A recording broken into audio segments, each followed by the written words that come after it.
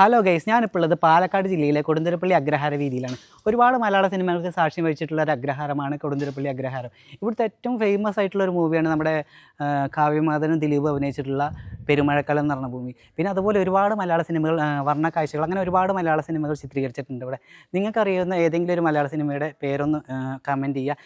എൻ്റെ പുറകുവശത്ത് കാണുന്ന ഈ ഒരു വീടാണ് നമ്മുടെ പെരുമഴക്കാലം എന്ന് പറഞ്ഞ സിനിമയിൽ കാവ്യമാധൻ്റെയും വിനീതിൻ്റെയൊക്കെ വീടായിട്ട് ഉപയോഗിച്ചിട്ടുള്ള ആ ഒരു വീട്. വളരെ മനോഹരമായിട്ടുള്ളൊരു വീട് തന്നെയാണ്. ഇപ്പോഴും പഴയ കാലത്തിൻ്റെ ആ പ്രൗഢിയോടെ തന്നെ ഇപ്പോഴും ഇവിടുത്തെ ആളുകൾ അതേ രീതിയിൽ ഇപ്പോഴും ഈ വീടുകൾ അങ്ങനെ കൊണ്ട് നടക്കുന്നുണ്ട്.